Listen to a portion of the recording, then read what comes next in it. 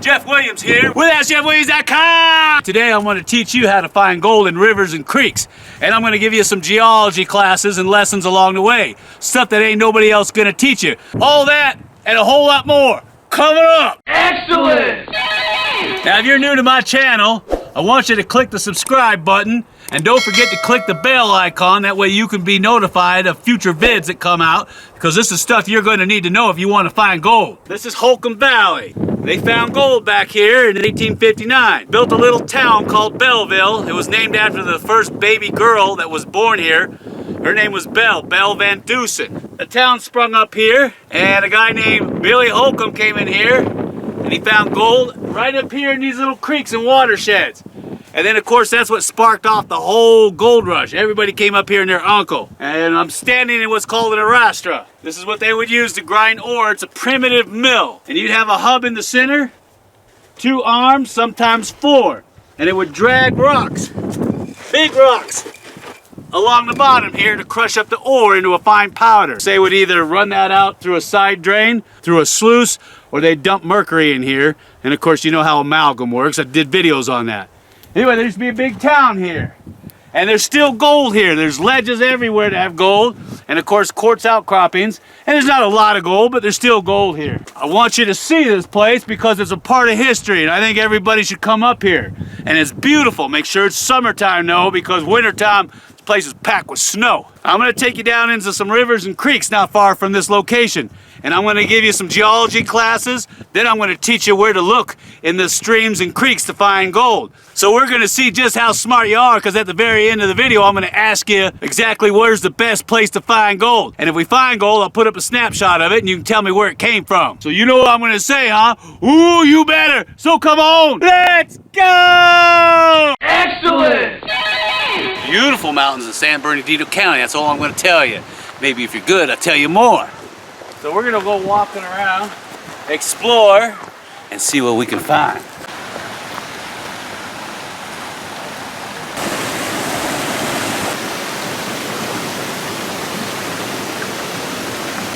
See anything worth sampling? You gotta visualize this place with high water. Don't look at the creek down there.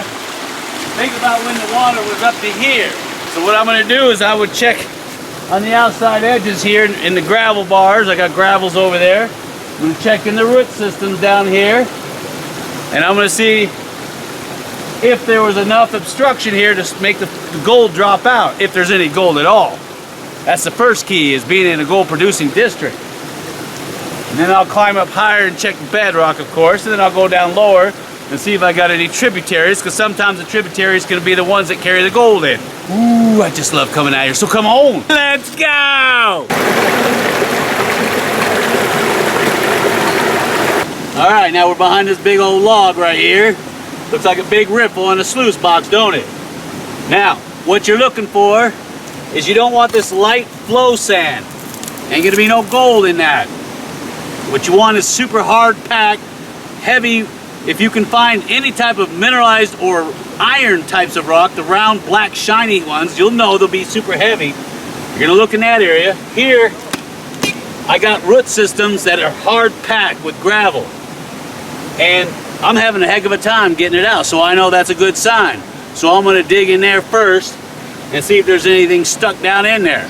Remember, stay away from your flow sands. They ain't gonna have no gold in them.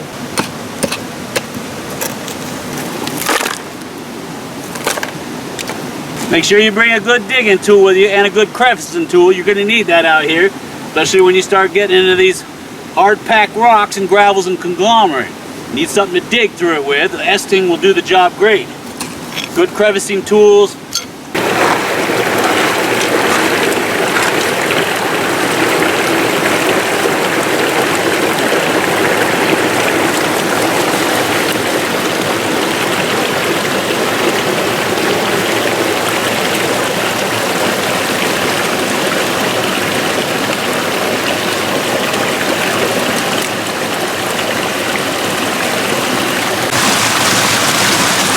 See that? A heavy dark rock, granodiorite.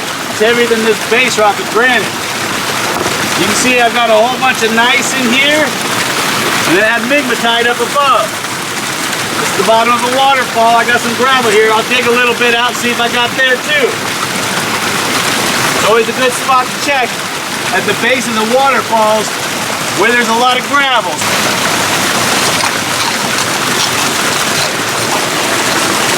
If you see flow sand like this, you ain't gonna see any gold in this. This is all light. Ain't gonna be no gold. You want gravels like this where they've been consolidated and hard packed in behind these rocks. You want to dig down as far as you can to where you get to an impervious zone like bedrock.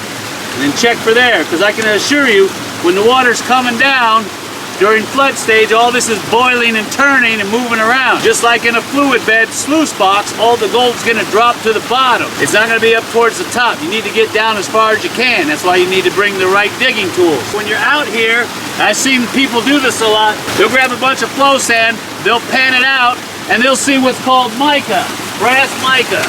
They see that in their pan or in the washes, and they think they got a piece of gold. And when you swirl that water, it'll float away. Gold is not gonna float away, even the smallest piece. And that's why you need your jeweler's loupe, so you can inspect it. It'll tell you everything you need to know.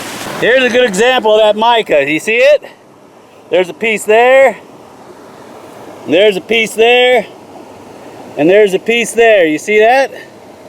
Now, see how easy I can break that apart with my fingernail? The problem is people see that, and they get all gung-ho and excited thinking it's gold. Well, look how easy that washes away. If that were gold, it would stick right there in the pan. These are the type of black heavy rocks I'm talking about. They're going to be mafic in origin, which means a lot of iron and magnesium are inside of these guys, which makes them naturally heavy. You can't mistake them. They're dark and they're fine grained when you split them open. And when you try to break them open, it's going to be really, really hard to do so. So this is what you're looking for, is a collection of these behind rocks or trees or some type of low pressure zone. Dig down below that, and if you're in a gold producing district, there's going to be gold there. And this is a schistose rock here. There ain't going to be nothing in the schist, but it can be in this granitic host rock here. And reds are usually the sign of mineralization oxidizing out, usually the irons, like rust, when you see rust. Ooh, now look at this, son. Take a look. All right, so I'm down here along the sides of the creek where the bedrock is actually poking up out of here. So you see a lot of the basement rock around here, which is granite, and it's going to be mostly in the wash here. But when you look up here on the sides of the creek, you see a different type of strata. You're going to see, I've got a lot of schistose rock right here. You can see that. I mean, see how easy that crumbles away? And that's where a lot of the mica is coming from. That's inside of this creek here. Now if you look up above it, see how that's just crumbly and falling apart? I know that the roots are in there, but you see all that nice red in there? Right there, you see that? That means that there's been a lot of magnetite and hematite in it. And you'll tell because they'll start to oxidize. When they oxidize, obviously they turn red, like metal does when it rusts, son. And as the weather oxidizes, any iron that might be in there and turns red. And then you can see the bands of schistose rock right in there. And then right there you can see small little stringers or veinlets of quartz running in there. You see that? And then there's your schistose rock, biotite schist. So this is what you're looking for. So what you do is you dig that out, you screen it, and you pan it. If you see changes in the rock from what you're seeing in here, it's always a good indication that if you're finding gold, that's where it's coming from. Pick a nice spot where the water isn't all turbulent. Stratify that material. Now it's better if you classify, but I didn't bring a classifier with me. Rake the rocks to the back. And yeah, you're gonna get wet.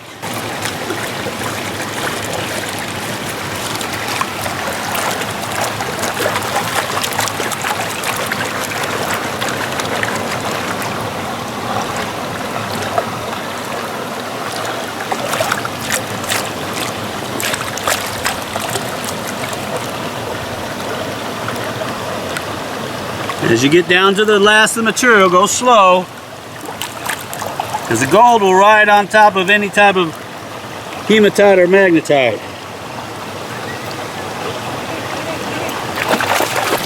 Look at that, just nothing but iron in there.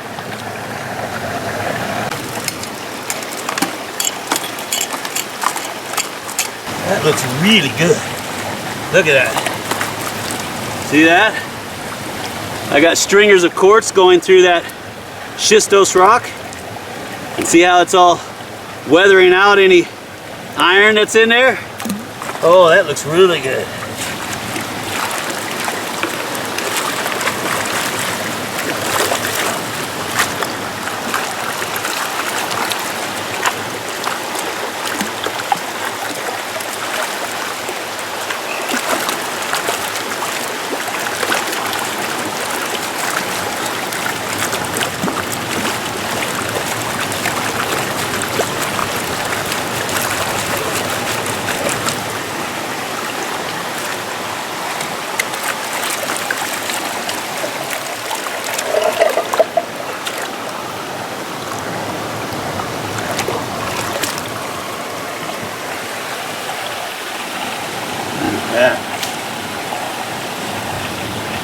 You should conduct a very extensive sampling program. You should mark down everything you find, everything you see, and write it on a topo map, because if you start to find it, you really need to know exactly where it's coming from. I've seen a lot of guys go out and sample and forget where it came from, or they get back to the house and they can't remember how to get back to that spot. You need to keep track of this stuff. And also keep in mind that your sampling isn't just a one-day deal.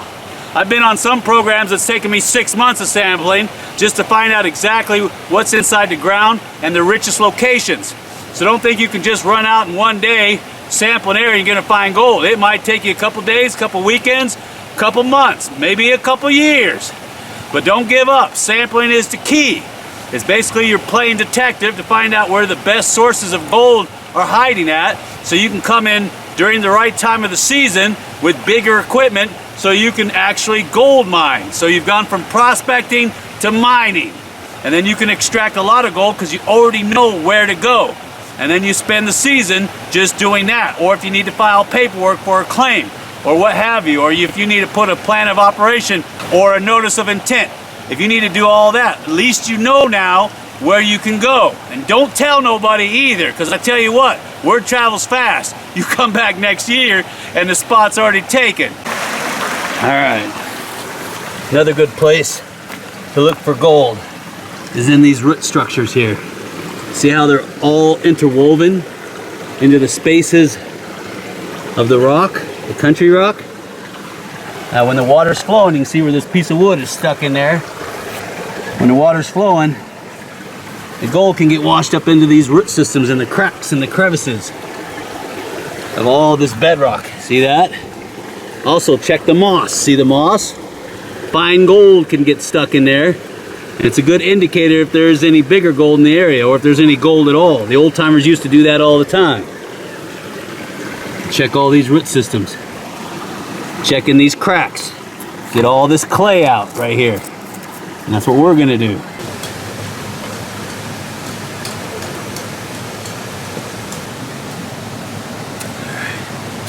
Let's see what we got inside, Jim. You take your mosses and you're gonna grind them up with your fingers. Like you're kneading dough.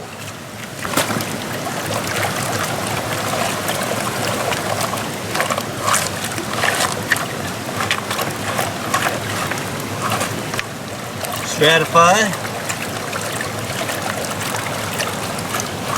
Break those top rocks off.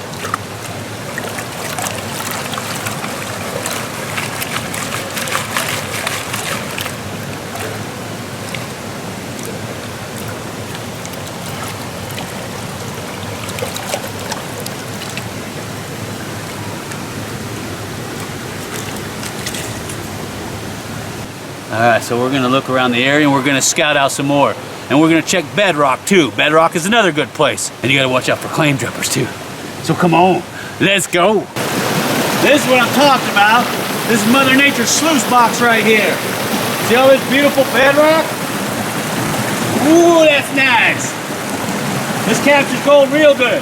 Now what you want is the bedrock running across perpendicular, not in the same line as the creek or the stream. And what you're gonna do is you're gonna have to crack and crevice all this bedrock. If you got bedrock this close and you got large rocks sitting on the bedrock, you're gonna move those big rocks out of the way and get up underneath them, because the gold can't go down any further than the bedrock.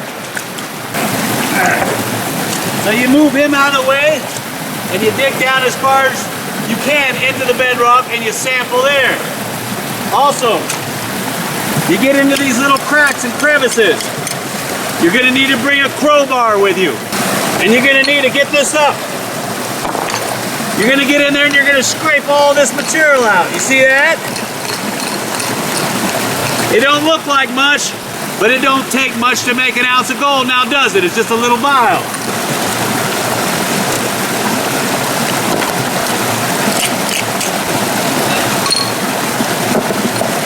See that?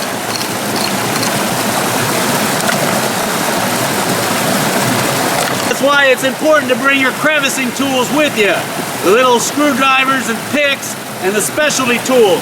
Because there's going to be times where you can't break the rock free. You get into these little tight cracks. You might even want to bring a small hand pump so you can suction out the cracks, fill them with water. And then use your suction pump to suck this out. You can even make one that you can use your mouth, so you pull in, you suck in, and it acts like a straw, and it pulls everything up into a small container. That way you don't suck it into your mouth. See this bedrock? See how it's got these bands in it? That's called gneiss. And all of a sudden you've got these little quartz stringers running through here, and you got this weird rock sitting in the middle of it. You see that?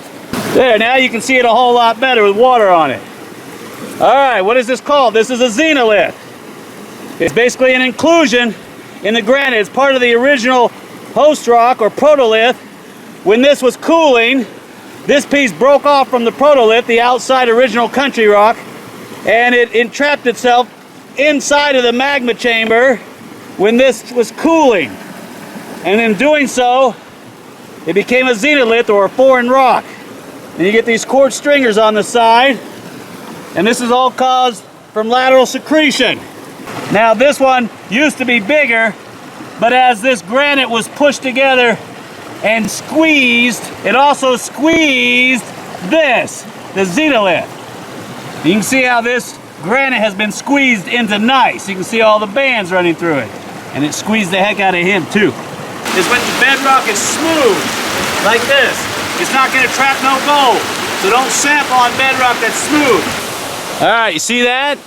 Those are called potholes. That's what happens after thousands, if not millions of years of erosion from the water digging in there and the rock churning around and grinding out a nice perfect hole. If you got rocks in the bottom of it, it's a good place to find gold that's trapped in there. But if it's all just sand, forget about it. It's probably been blown out 100 million times.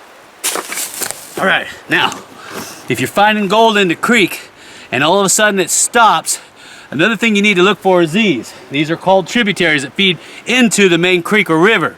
A lot of the gold can be coming from one of these little side feeders that feed into it, these little tributaries. Seen a lot of gold coming into larger streams and creeks off the side, and people don't think about it. They just think there's gold in the river and that's it. You're gonna go up and you're gonna start sampling it on the way up. It's gonna be hard going because you need to put the dirt in a bucket and carry it down to the river. Some guys get real creative and they create a zip line. They bring the gear with them, they can just zip line the bucket down, or they'll use two buckets and create a gravity zip line, which is a lot more efficient. Like a gravity tram line, son. They used to use them back in the mining days all the time. If you find gold, you need to find out the source, where it came from, or get as close as possible to where you think it came from. And to do that, you just observe the gold. Use your jeweler's loupe. Look at the texture of the gold. Is it getting bigger? Is it more coarse? Is it more angular in structure? Does it have any bits of the original host matrix attached to it? These are things you need to look for when you're out looking for gold, because it's not just about finding the gold, you got to find out where it came from. Because if you can find the source, you might be able to retire, son.